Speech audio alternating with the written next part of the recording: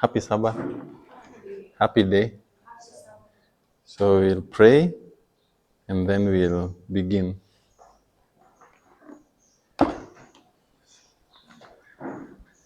We are praying. God, we thank you for this Sabbath as we want to get into the studies. We invite your presence to be with us and guide our thoughts in Jesus' name.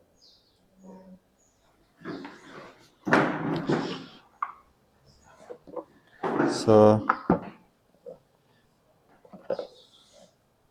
I'll try to make my scattered thoughts coherent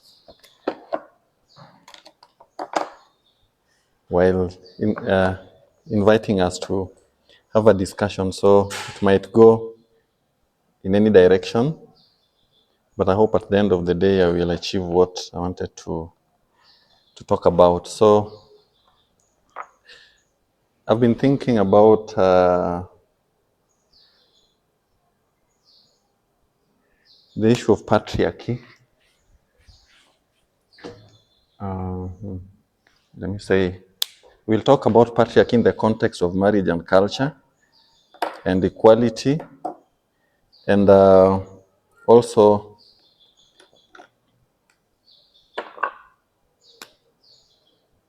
our position in when we are interacting with people as people who hold equality. So we'll also talk about the issue of freedom along the line. So I'll call them two types of marriage.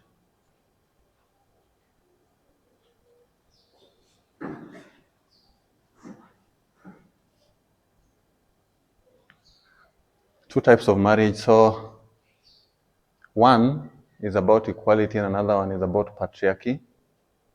And we just want to get to the root and understand the key difference between these marriages. Yeah, so in the beginning, we've been having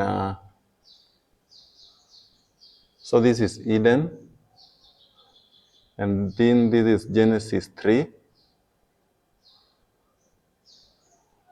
And then we have a long period, and then we are, let's call this 9 to, I don't even want to put this, so let me. So here we say there was equality, and then inequality, and then now we are claiming equality back in the context of marriage. So how was marriage here?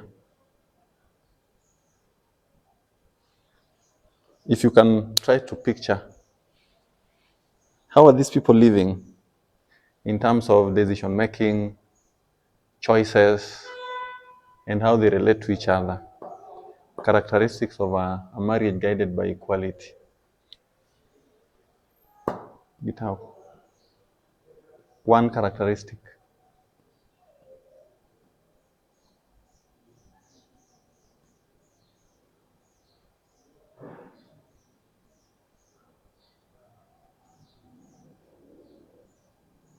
Yes, Manipite.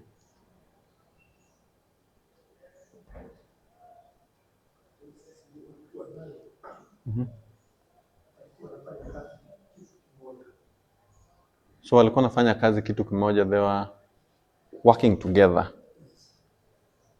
Okay.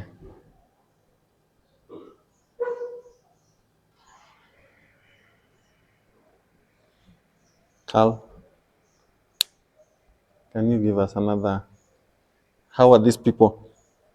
Could disagreement arise, for example? It could. So how will they solve? Just by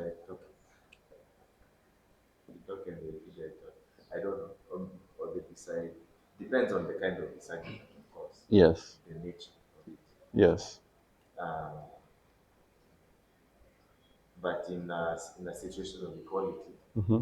uh, ultimately each person has a right to have whatever opinion they have without Yes. the other one, without the other one's control. So Yes. if they disagree, at the worst case, they just disagree.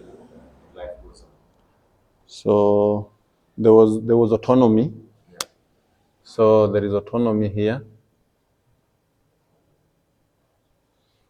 So with autonomy, of course, disagreement has to be there.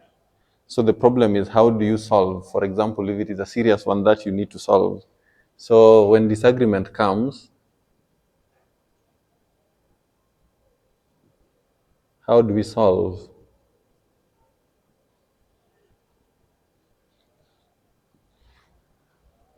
Okay, so I'll leave that there, and then I'll move here. So one characteristic of a marriage guided by inequality, let's say patriarchy. So here there is an introduction of patriarchy. Inaandikwaje?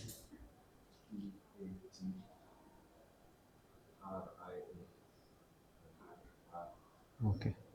So there is patriarchy. So how does it work? Do they work together, these people?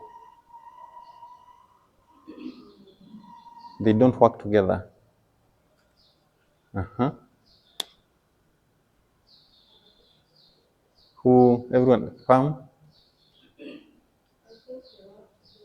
Mm-hmm.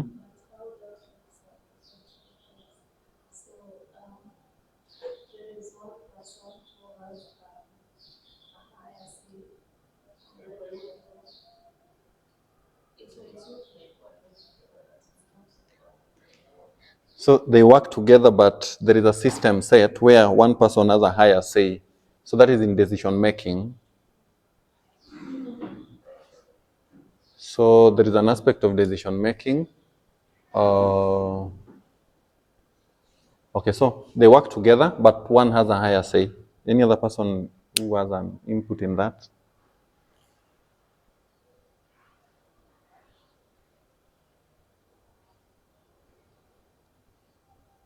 Uh-huh. Uh, Yes. I would say, in a way, Mm. in patriarchy, maybe it's the right way to put it, but somehow the woman is supposed to serve the man.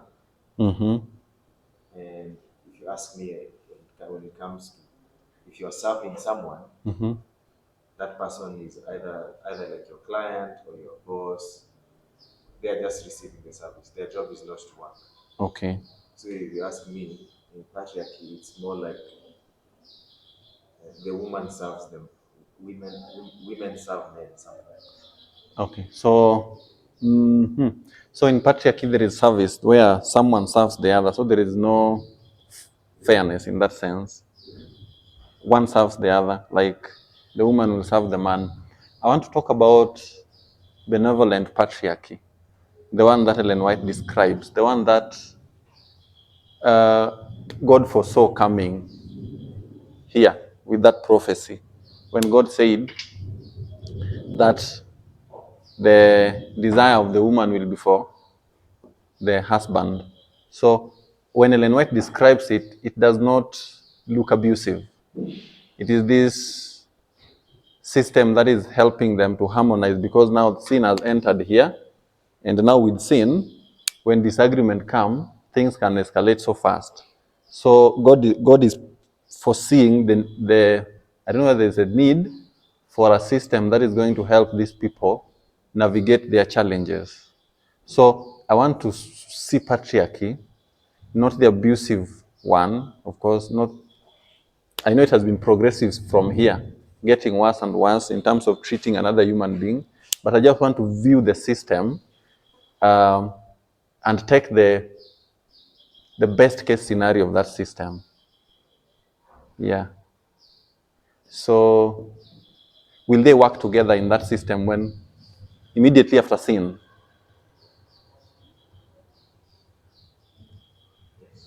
They will. So they will work together.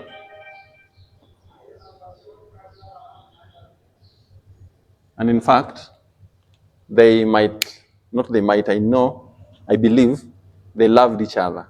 So Eve and Adam, they loved each other, so they will want to do things for the benefit of the other person. That is what love is. So, but now, is there autonomy with that system? Is there autonomy that you can live and think and do what you want? I don't know whether that is the definition of autonomy. Is there autonomy in that benevolent patriarchy? Inshallah.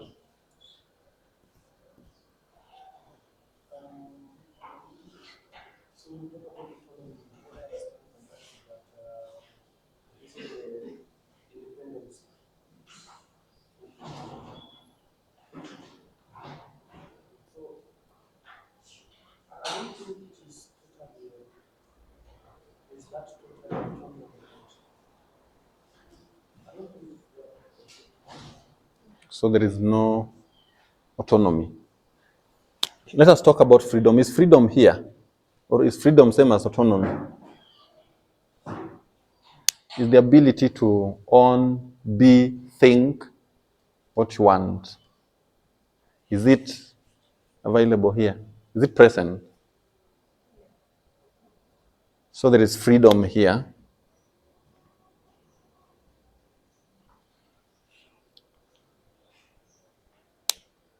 So Chola said there is no autonomy. If someone thinks otherwise, you just raise your hand and then you give us the reason for your differing thought. So, is there freedom here? Think, and I'm talking about everyone, not one person. Is there autonomy? Is there freedom in this patriarchal setup, the benevolent one?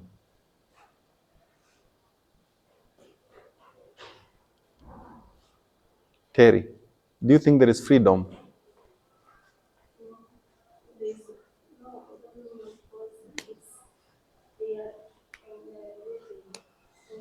So, no freedom. When disagreement arises, how do they solve? Conflict resolution, is it faster here or here? Yes, Joy. It is faster here. So there is a clear template. When you want a chair and I want a house, there is a system that says one has more, the one's opinion is better than or is held higher in decision making. So conflict resolution is faster.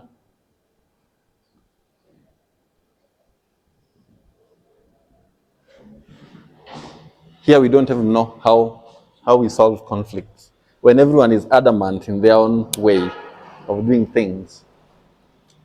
So, of course, that talks about how do we solve.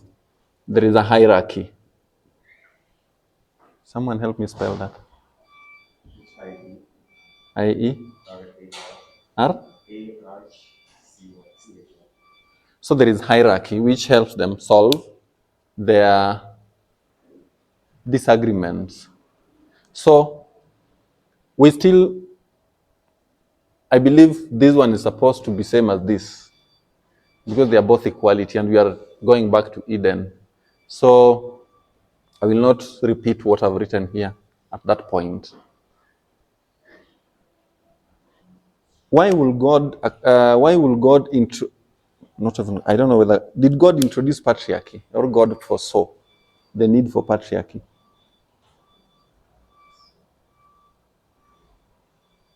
Is it a command or prophecy or a prediction? I'm a declaration that this is inevitable, it has to happen. So I would want to believe that God did not arbitrarily introduce patriarchy, but foresaw that it will come. And why will it come? Because sin has come, and now with sin, things are getting difficult to, like, for these people to coexist. uh, they will end up setting up a system to help them move and live and make their decisions day by day with the least effort. And of course, to prevent escalation of things, and which might come when people disagree and then there is no system to solve that uh, problem. So, yes, Effie. Uh-huh. Yes. Patriarchy and submission are, they're different. Uh-huh. Uh-huh.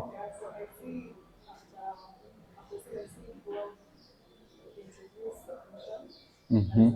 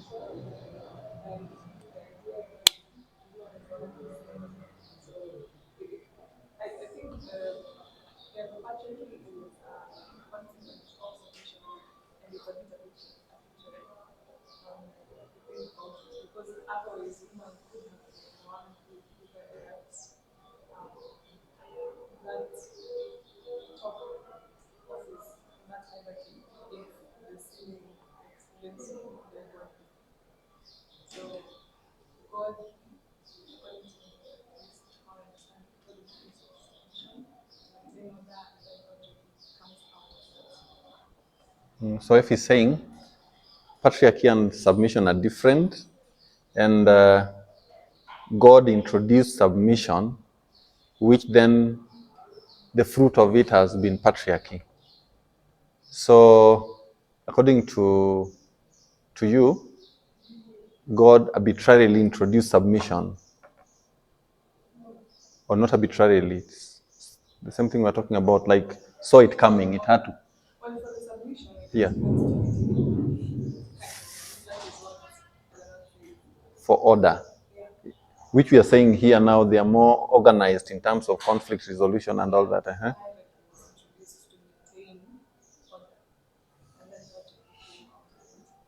So how are they so different, apart from the fact that, like, when there is hierarchy, what is the basis of patriarchy?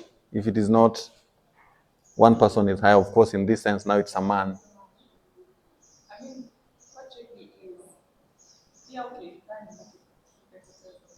Yes. Without patriarchy. Oh, with matriarchy. Okay, I see. So I will want to believe that, and I will talk the same of matriarchy if it were the case, the same way I'm going to talk about patriarchy. Yeah, so I agree. So up to there, I will ask why did it take so long for God to remind us to get back to equality? All those thousands of years. Who has a thought? I also don't have answers, so I have a lot of questions. Who has a thought? Why will it take so long for the message of equality to come?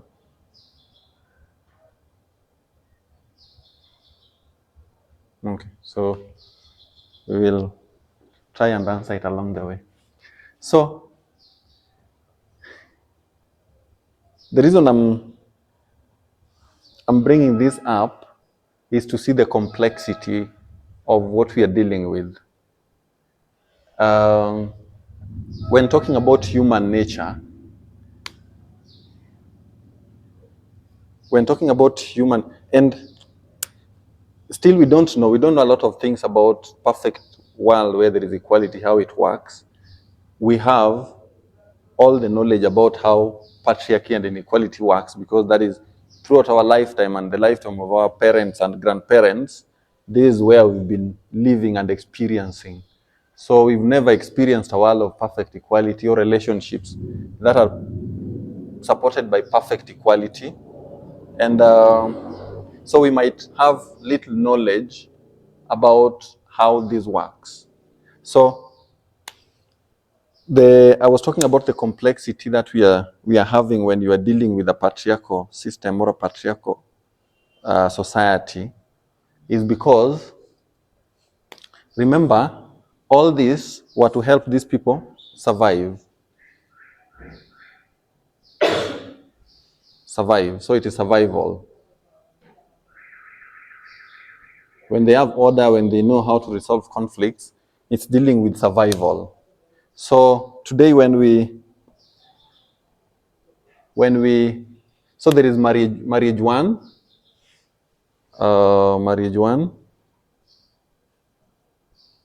dealing with equality, and then marriage two, dealing with or supported by patriarchy. So the entire lifetime of our current society, we've known patriarchy and we've internalized it, and it is the way of life. So when we take or when we bring up another marriage, which is long forgotten, what hope do we have that they will buy it? Or how can we sell it so that they buy it? Knowing that you're telling them, I don't know how to resolve conflicts, for example, and here they're telling you it is simple. When something is happening, so long as we are abiding to the system, we get the easy way of handling things. In short, they have been offered a template of how they are supposed to live and interact, and that makes things much easier for them and for their survival.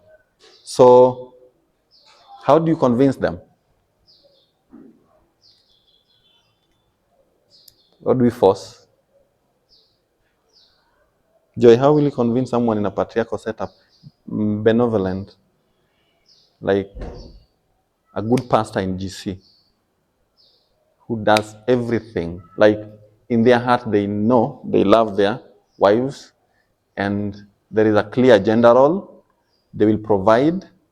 They will go a long way for them and the children.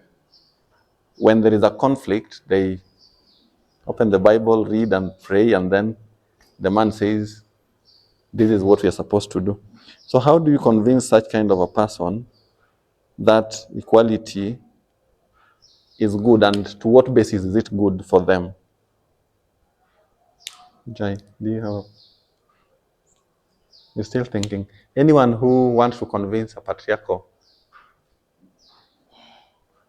in a patriarchal marriage, benevolent, Amo, what will you tell them? If you take the gospel.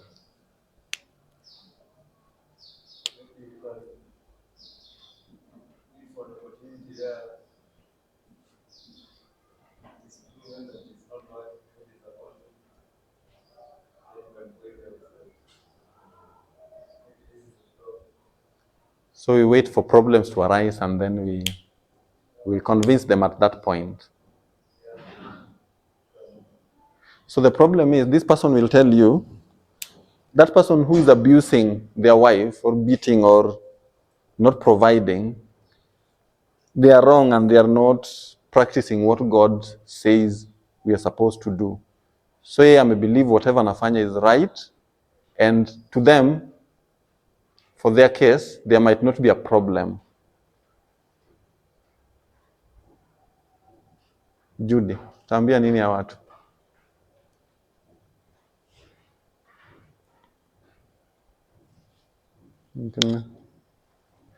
Benta, how will you convince? Is patriarchy bad because of people exploiting it, or because it is just bad?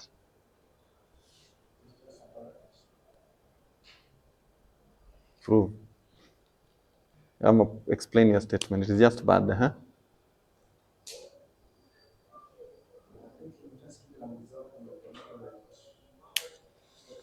Yes. Mm-hmm.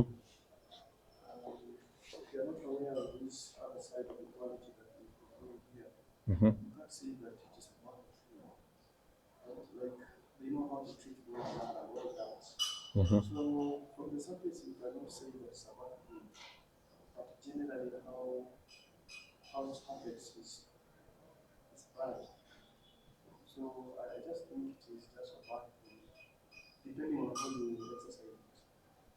Depending. So if you exercise it well, or whichever way. Any other person with another opinion?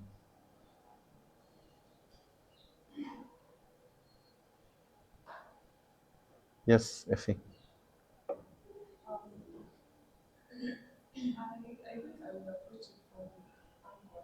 Mm-hmm. It's unfair. So it's morally wrong. Uh-huh. Yes.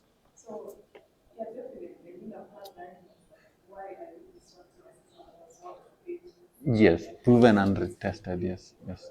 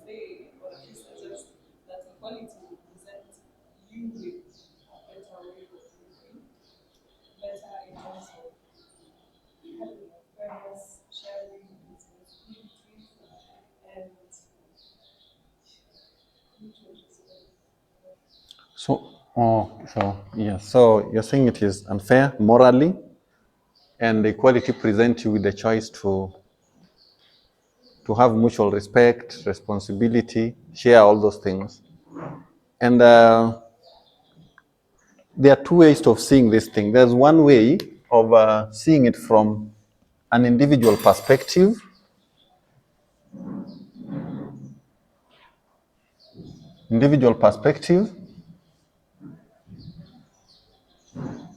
And then societal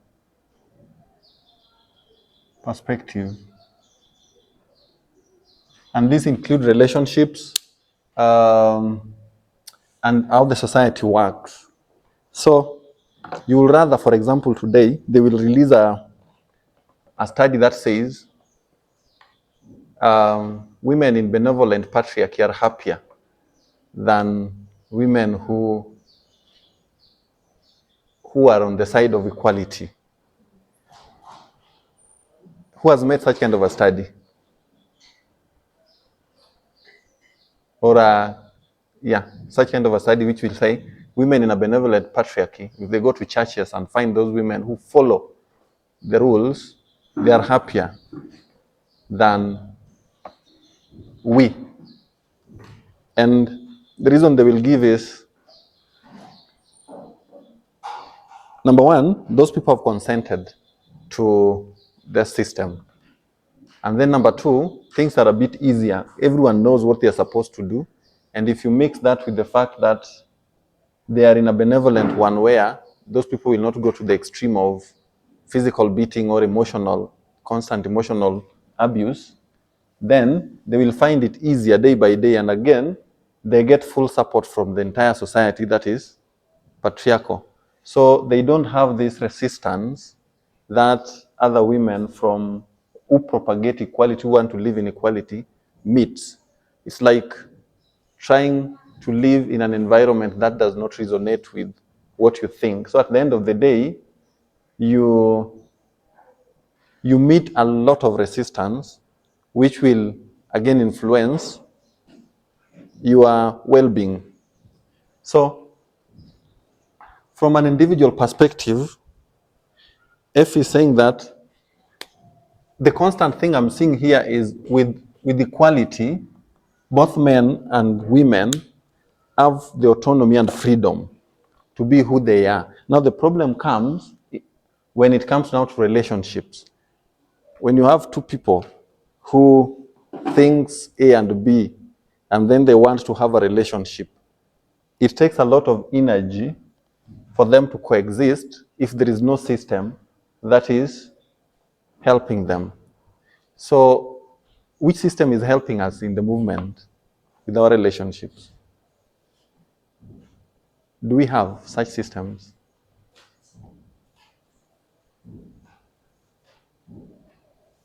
Today, if there is a disagreement, which road do we follow? Or we just nag and nag all day? Or fight? Do we have something to follow to help us? Or it depends with the problem? Can give any response? Tukikosana leo.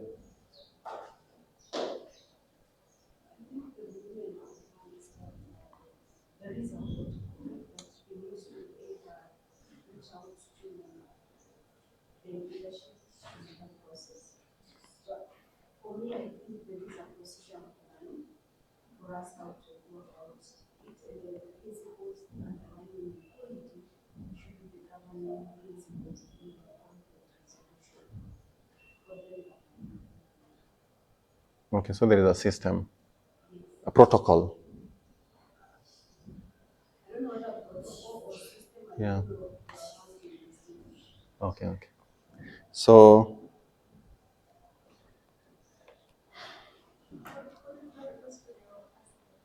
sorry?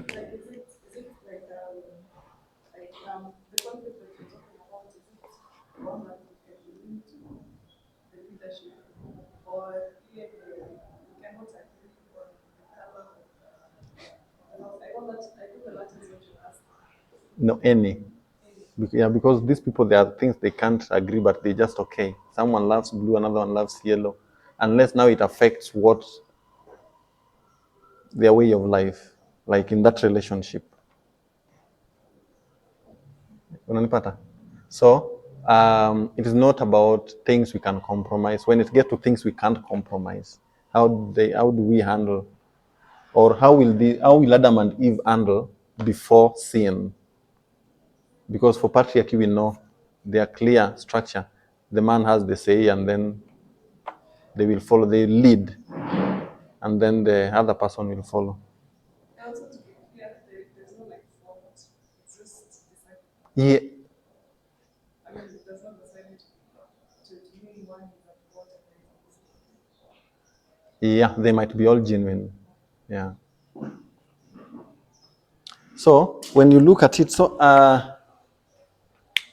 what happens when this setup is brought to existence is that what will the woman do? Sacrifice her freedom.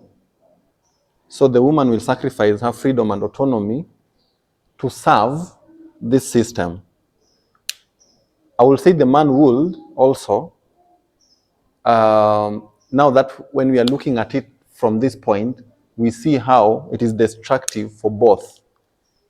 That does not say one is not a perpetrator and one is not a victim.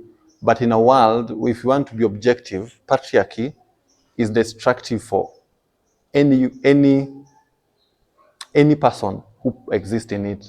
At the end of the day, it is not healthy for both. So I'll give a quick example. Today, patriarchy introduced gender roles here. So we have gender roles.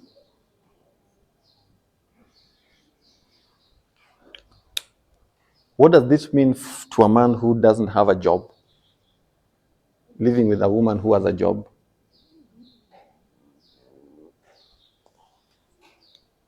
It will mean this man will go out of the way to do anything to bring food to the table.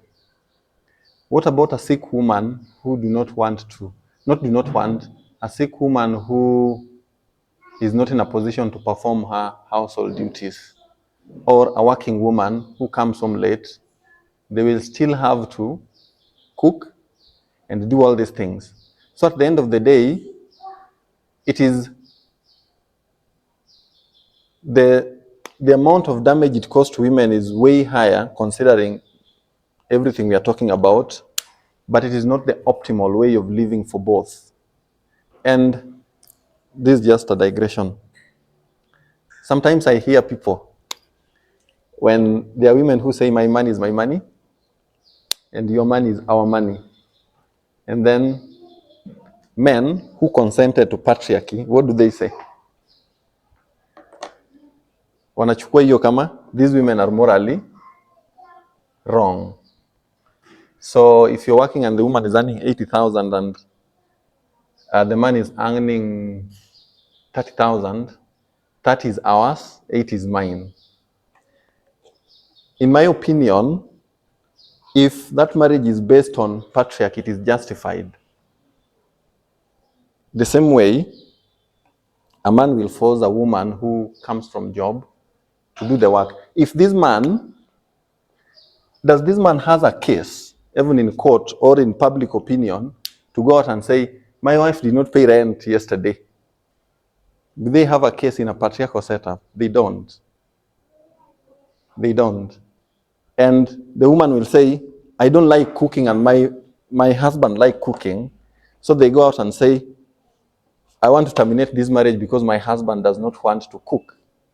They will see you as an immoral person based on the lens of patriarchy, because patriarchy sets up a system and you sacrifice your personal interest, your autonomy, and in your individuality. You give them to the system to help you coexist, because you fear existing in chaos where everyone has autonomy to do or to act based on what they want. Or you see it as a lengthy way of making day-to-day decisions. So you consent to this system and it helps you. So this is what is happening. And it has happened for years until people don't know what equality looks like, or what a society governed by equality looks like. So in that sense, we have blurry vision of what it is, but it's difficult to sell now that the entire lifestyle of these people is already based on a system that works for them. So,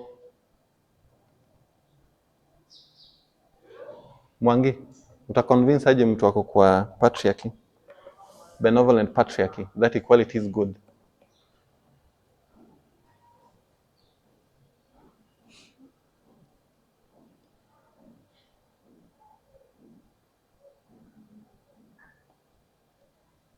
Lena, what will you tell this person? How will you convince them?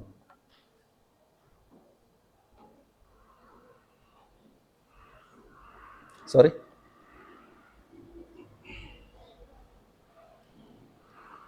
How did we convince ourselves?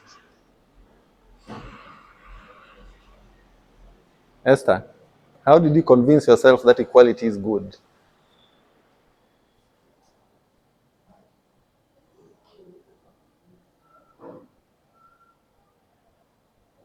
Yes.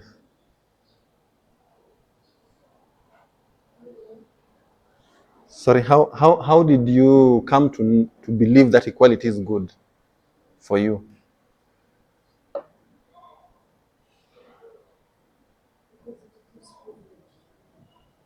It gives privilege to women. Okay. Benta, ulifika aje hapo? For me,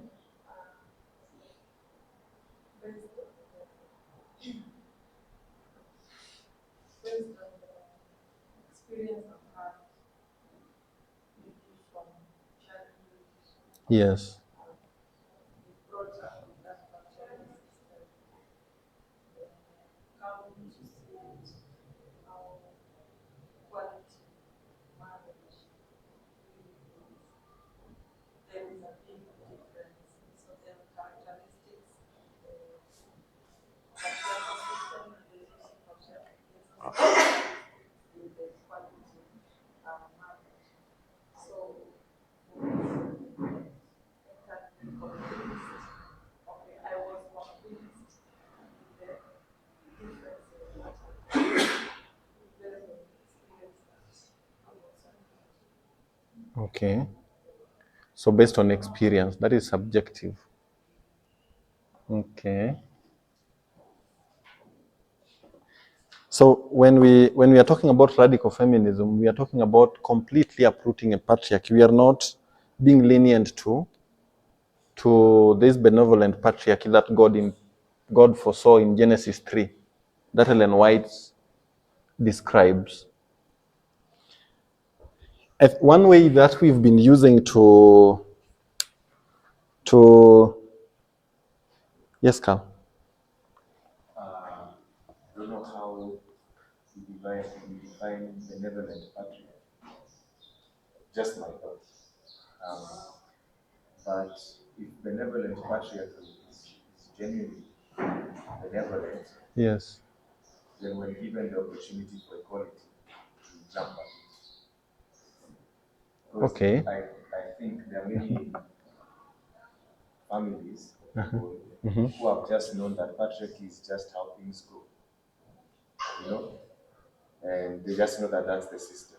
Yes. But how they operate it, they know that, how can I say, the principles which guide them are principles of fairness, and even you can say equality, even if it's within patriarchy, they're Yes. still trying to bring it in. Mm-hmm.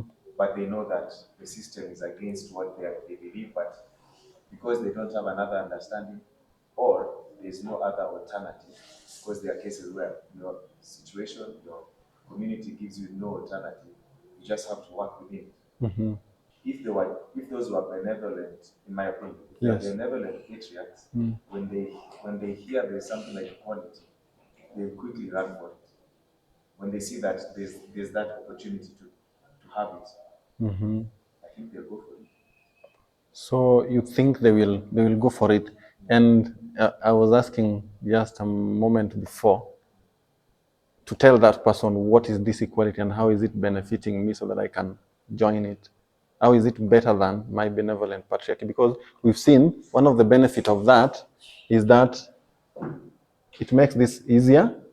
Predictability. When you are getting married in a patriarchal setup, I learned how to cook, I learned how to do this. So when we get there, I do not second guess. Does Carl like this? Of course, there's those processes you can try to learn, but you will see how, when there is no system, there is unpredictability that will require, I don't know what method, to bring these people together for them to coexist. So how will you tell someone that now, how will you describe equality so that this person can forego conflict resolution, the faster conflict resolution, they can forego predictability so that they join you. Yes. Well, I would say in your benevolent patriarchal setup, Yeah. you are responsible for everything. You as the patriarch. Yeah. All the failures of your family, Yes. you have it. All the poverty of your family is because of you. Yeah. And you say that you're very smart, or well, you might not say that you're very, you might be not smart. Yes. Your wife might be smarter than you. Yes. True. But at the end of the day, It's you. it's you. Yes. So that person will tell them, equality bring a situation where it's not only you. You share the burden with somebody. There's someone here who can make decisions just like you. Yeah? And it's not from that perspective, because I'm looking at it from the negative perspective. The Yes. failures Yes. is you. Of course, when it's the success, they're happy to say patriarchy is good. But in real life, life is not all about success. There's many failures in life. So now, for such a person, and they look at maybe just they just have to look maybe at their kids or at their working situation. their financial situation, and they say, yeah, it will be better if all this, everything here doesn't just depend on me. We have there's a partner with you, an equal partner with you. Wouldn't that be a great load off of your shoulders? That's one example for me of how I would offer it to them. Okay. Yes, Ochola. So I just want to add to what I said. Mm-hmm. The question is, how will we tell them that equality is the way to go? Mm-hmm.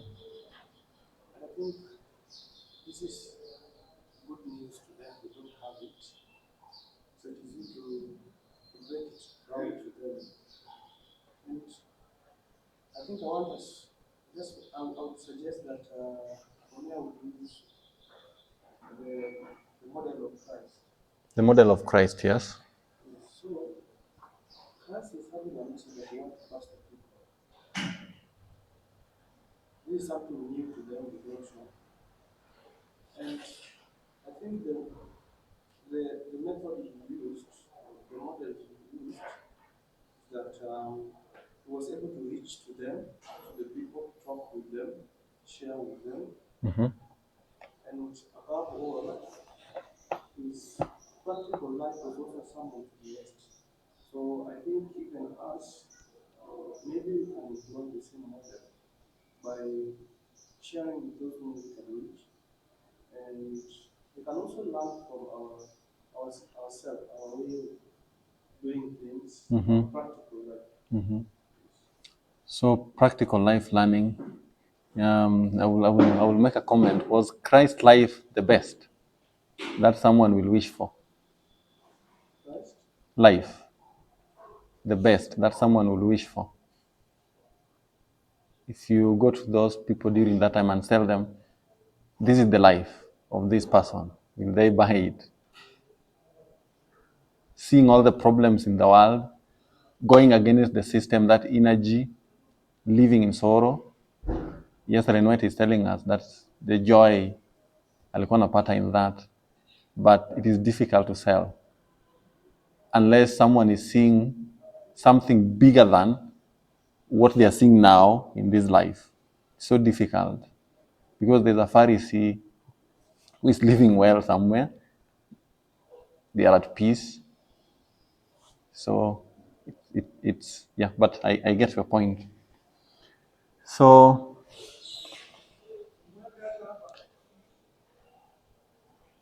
I wanted to one of the areas why I wanted, that is one difficulty that we have when dealing with patriarchy.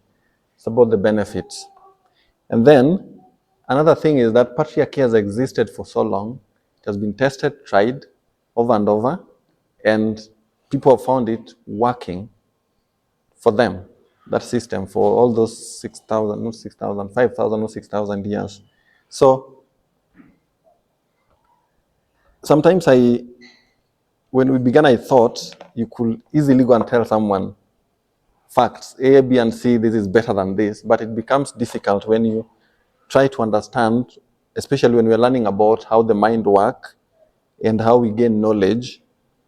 It becomes difficult because someone in a patriarchal setup has all the reasons to believe in it, including what they can call facts and knowledge. So I wanted us to look at something.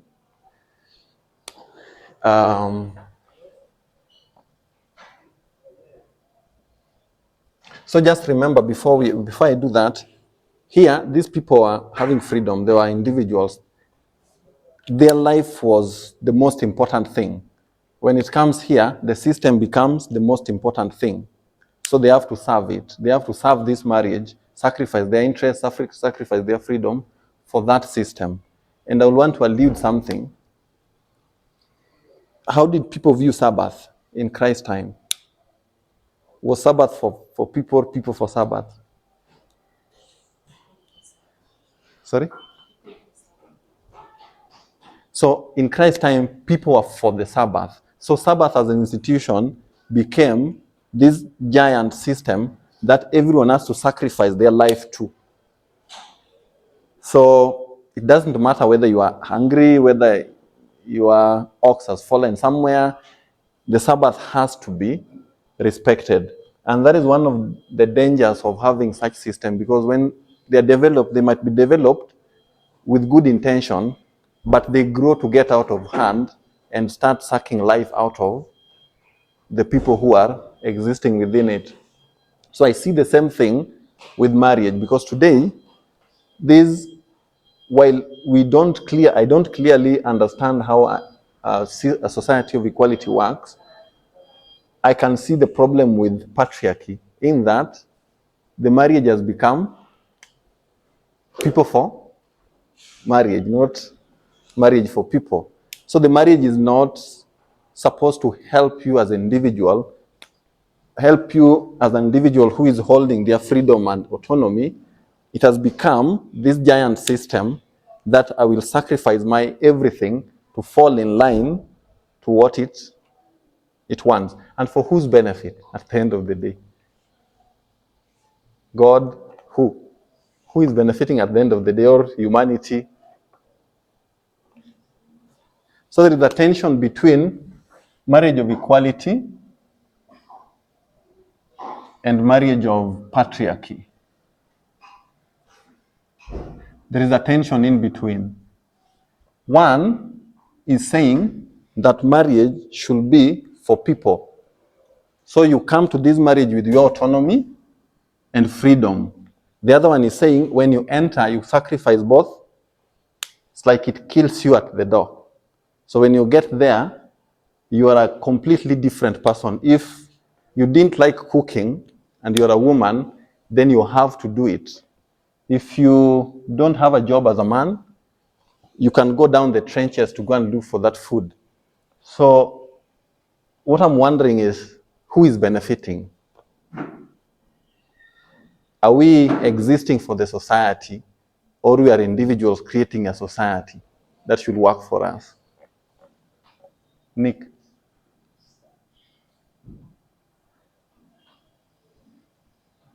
At the end of the day, I think it should be individuals, but the societal way of looking at it should be more of a systematic way of where each individual should benefit in this manner. But maybe I think the hijacking comes from destroying that societal view, which we call patriarchy, because inequality also, I think there is a corporate way of seeing things that you can check and say, this person is benefiting or not, even if objectively.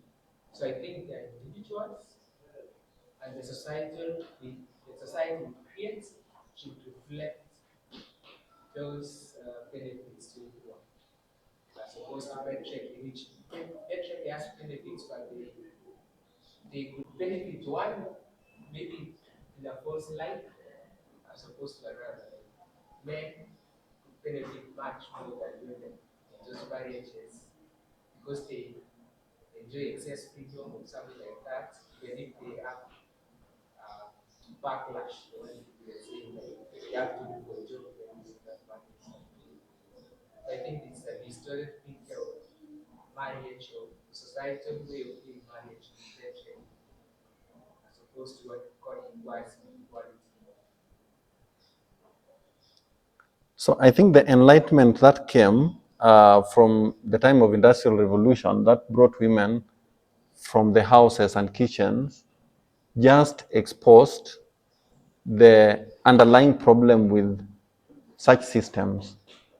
Because when you set up a system and it takes life of its own, it becomes a separate entity from you. It adds its laws and rules that do not bend. So we have laws and rules. So these laws and rules, the system is not reasonable.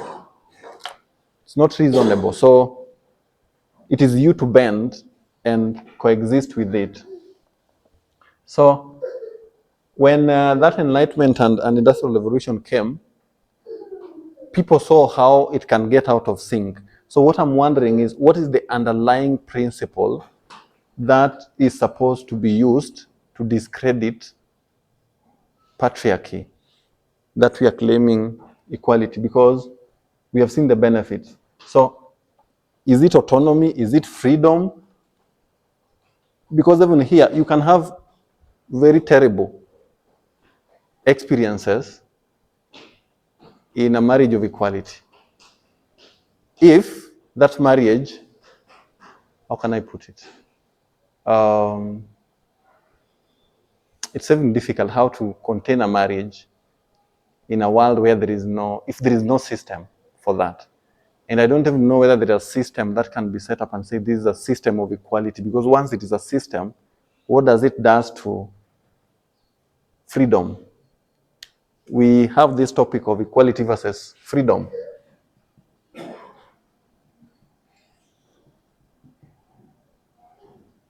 So once you set up a system, you are acknowledging that this is how things should be done.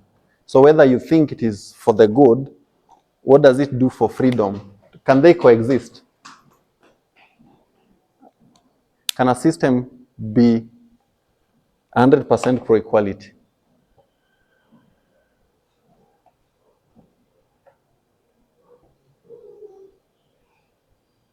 Festus, can you have a system that is 100% pro-equality? Uko awake? I can't. Oh. Yes? Yes, Oshola. It's not easy to have that. But even if we have, I don't think it's a good idea. Because it's like you're going to force people to do things the way you feel it's okay for you, but not out of their conscious decision. Okay. So it's not out of their conscious decision. Like there is a already laid. Like even today, you Yes. can't put someone to practice equality when they don't want to. You can't practice something. That's what I mean. Yes, Effie. You were suggesting that if you make equality structural, Uh-huh. you take away time. I'm asking whether they can coexist. I'm not saying, because I'm not even so sure. Can you have a system that you call a system of equality, and then say it's, yeah, is it something that is possible? I think, Mm-hmm. I mean, it would apply if the entire population is equality.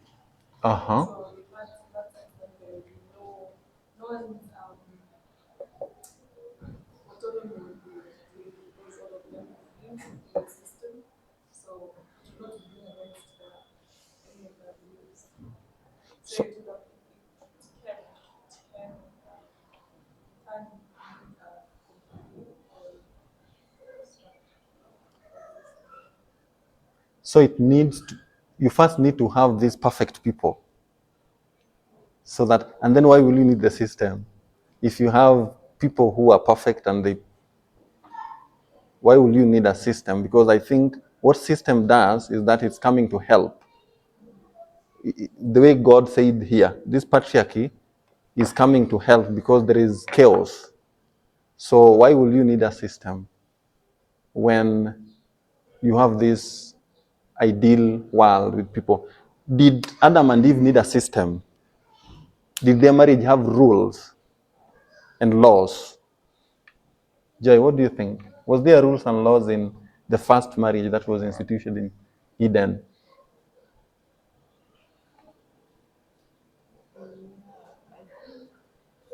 They were there. They were not just going wherever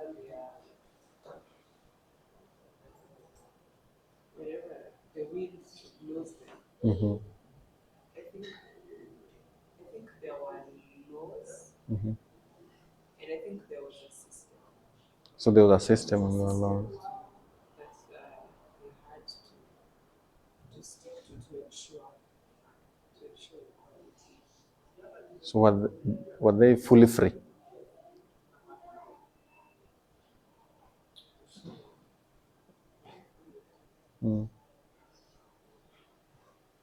I think they were free. I'm just trying to relate the freedom to Yes. that system. I think they were free. Yes, there's a system. Mm-hmm. It's like when we talk about like the law, Yes. law of God or the Ten Commandments. Yes. Yes, we have autonomy and we have freedom Mm-hmm. to choose and to do whatever we want. But there is a law which has to be followed. Okay. If you are to live the right way, or if you are to live in righteousness, Yes. this is the law that you have to follow. But you don't have to live in righteousness if you don't want. So I think there's a system. There was a system of equality, but yes, they were free. But for them to, I think, enjoy marriage as God had designed it, they had to follow Those that systems. system. Okay, that is interesting. So those systems, systems, the one that is talking about and the one that is talking about. Yours is like a watertight one that you have to follow them, and you have no way, you have no other way. But at least for what I understand in what they say, that there's that element of freedom when you choose to do what you think is good for you. But the one we're talking about is that you have no choice. I think is that what you're talking about? The system you're talking about? Yeah. Though I still think there is no choice in both, and there is choice in both. And this is my thinking. When we talk about 10 Commandments, for you to be righteous, you have to follow this. If you don't, yes, you can, but then you are not righteous. So it does not leave you with any choice of remaining righteous while still not following this rule. So the only thing that can happen is that there might not be a punishment, but for sure you will not reap the reward of heaven if you're not righteous. The same way today, we try to live a life of equality. That means we are free not to consent to patriarchy. At least the laws are trying to, not even the law, we can do that. We can do that at some point. And so you can argue in that line. So when you talk about the patriarchal system, Yes. and you just get maybe a society where people practice patriarchal who are in that system, Yes. I don't think they have a choice. Patriarchal system. If they choose, they are kicked out. If they choose otherwise. And I think also in righteousness, in God's kingdom, if you choose otherwise, you are out of the way. Like, we might not punish you the way patriarchy punish, but you are not part of us, no kingdom for you, if that is what I'm thinking. I don't know whether. But so there is this issue of freedom.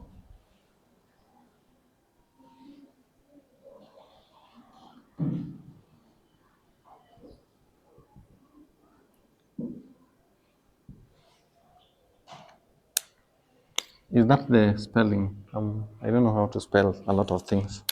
So there is the issue of freedom. What is freedom? Ken, how will you describe freedom?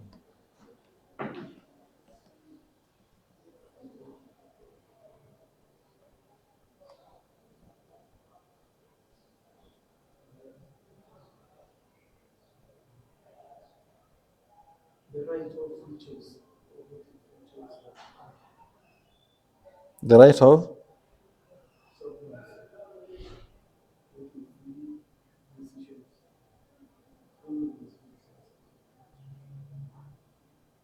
So you have the right to make choices.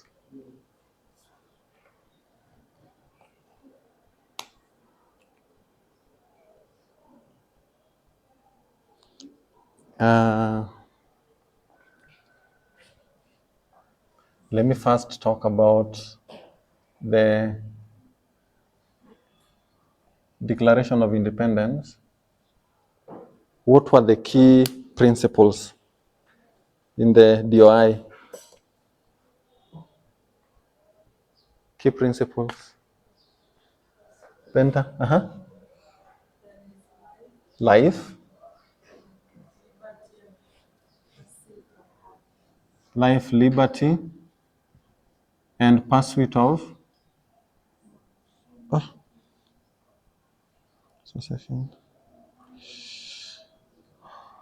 pursuit of happiness.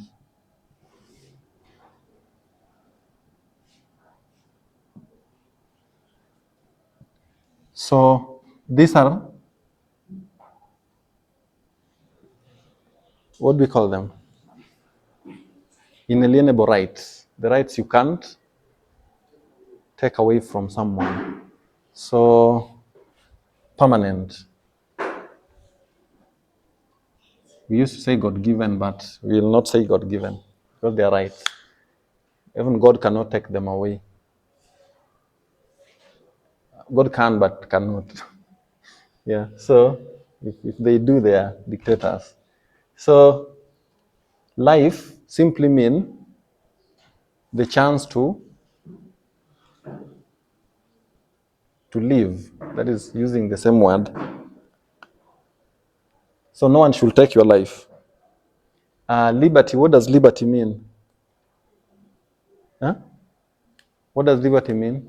Gitao, in this context. Elvina, liberty inamaanisha nini? Benta?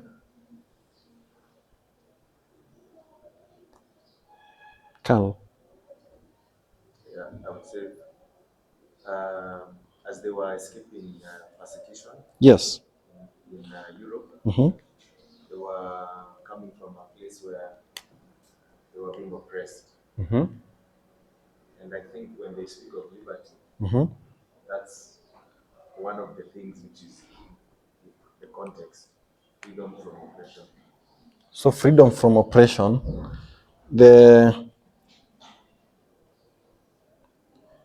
so we'll say it is the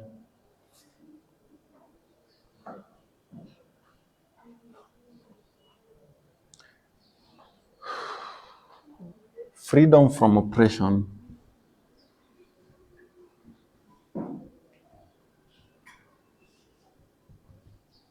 So this oppression is anything that hinders what you are thinking, what you want to, your thoughts,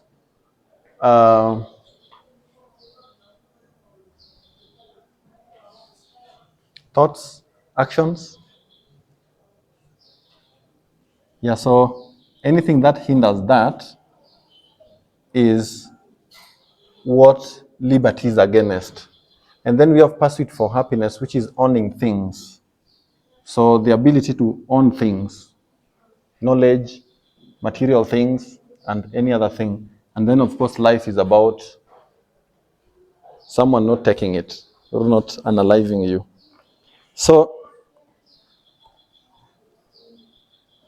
when we've talked about libertarians for quite some time now, and I think recently we've been going back to really look at what is the foundation of this political or philosophical ideology, and why is it wrong, so that we see it as one of the problems that we are having today, or standing against equality.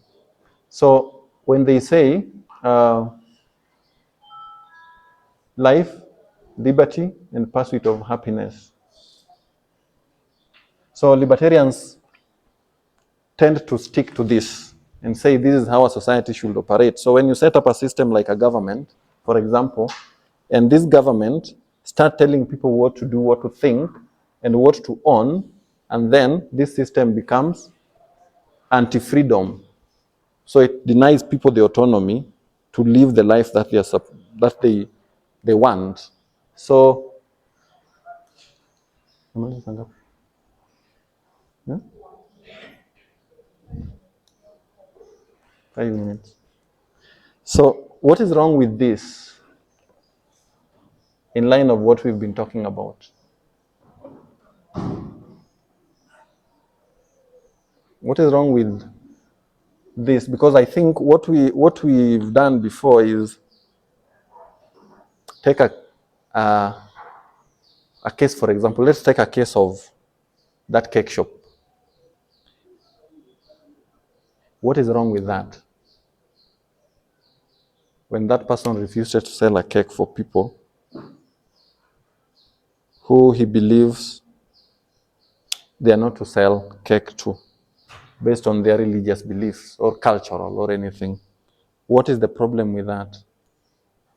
Yes, Rachola. But just thinking that maybe they are violating this principle of absolute happiness because in that sense they are exercising the discrimination, which might not make them happy.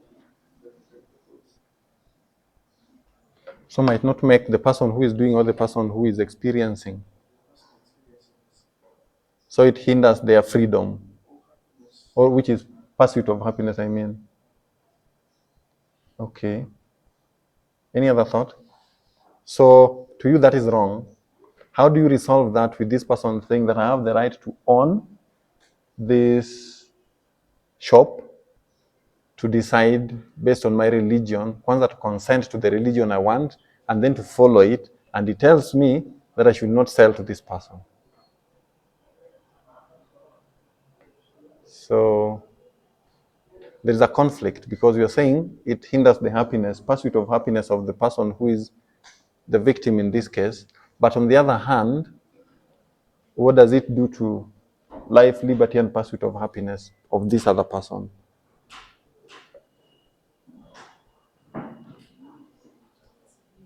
It hinders. So how do we resolve? How do we resolve? Because now we have two cases, and looking at libertarian ever since, if you look at the key foundation of libertarians, in a perfect world, it is what you want. In a perfect world where there is no coalition or collision between individual members, it is what you will want. You will want the freedom to think what you want. You will want the freedom to do what you want, as long as you are not denying the other person the inherent right that they have. As long as my freedom is not taking your life, or it's not taking up your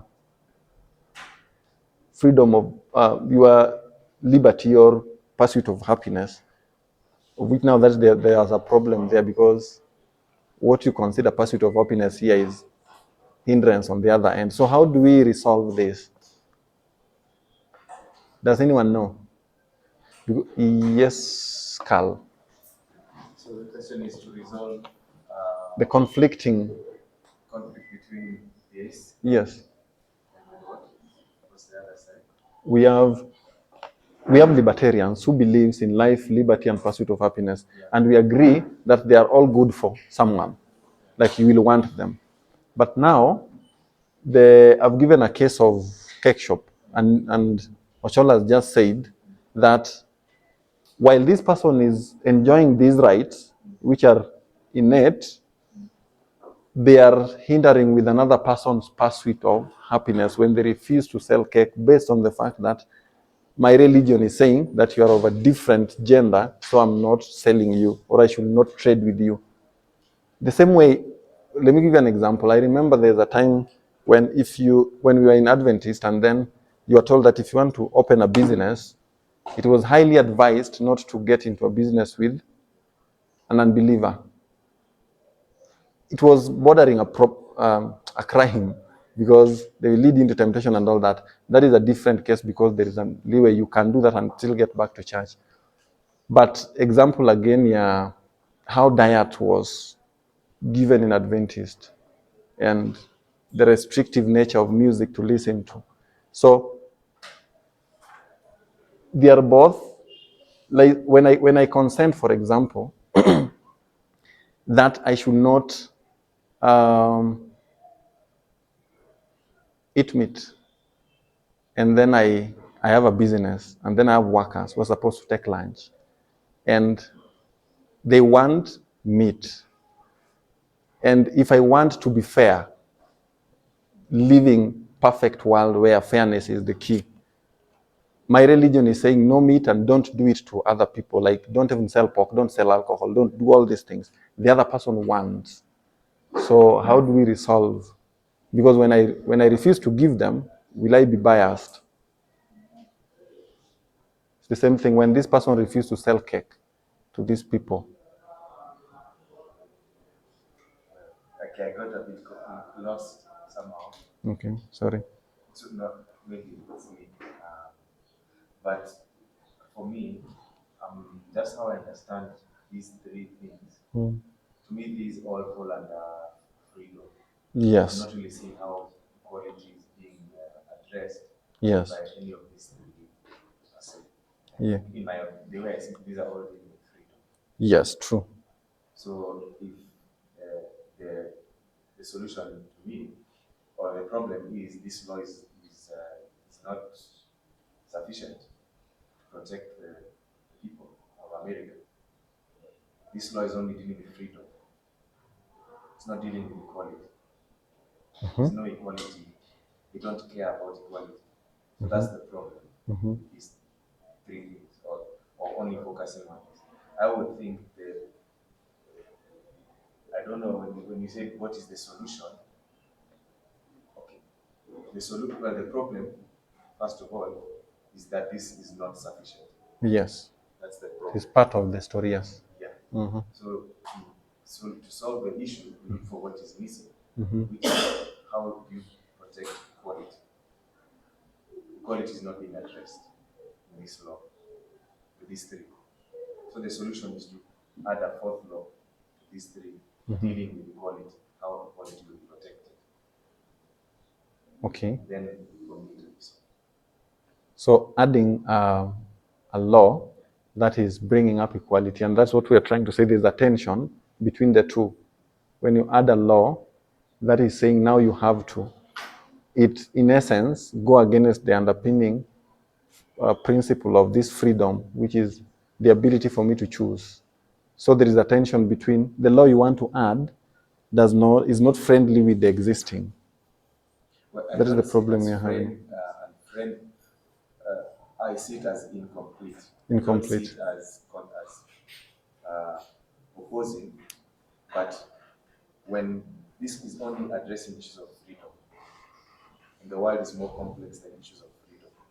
There are other issues which are beyond the scope of freedom. And if we don't have, if we choose to ignore that, to live in a bubble where we think it's only about freedom, that's a fairy tale. That's not real life. It's not practical. It's not practical. They have to solve a problem, you have to acknowledge that the world has issues of equality, and you have to add a lot to it. Otherwise, this law of freedom then becomes, if the law of freedom is now being made to be the enemy of equality, then it's becoming a problem. But it should not be seen as the enemy. It should just be seen as part of the story. And then you see the issues of equality, let's bring it on board so that society is fair for everyone. Okay, so time is up. I hope we'll proceed with the discussion. I've not sijamaliza what I wanted to do, but I hope we'll continue with the discussion. So we are trying to understand the tension between this equality and freedom. And as Carl says, this is part of the story. So the next thing we'll ask is it wrong in itself, the issue of freedom? So that, is it wrong? Because the notion when you pit it, equality versus freedom, it sounds that you can either go with one or the other. But you are saying it is part of the story and the other one is another part of the story that should be brought together. So when we get time, the next time we'll try to build on that and see where it ends. So we'll pray.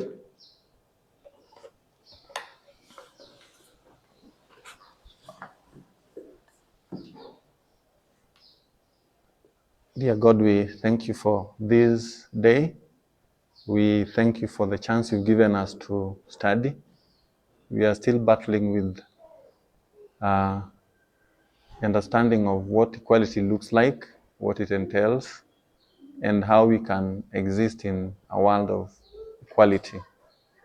We acknowledge that we've grown and we've been fed of inequality and patriarchy, and that has beclouded our minds, and we cannot understand clearly what this equality looks like. But with your grace, we believe that we'll one day get to that point. As we continue to battle with these thoughts, we pray that you may enlighten us and clear our minds of all the baggage that we've learned all along, and give us the humility to continue learning and unlearning. In Jesus' name we pray.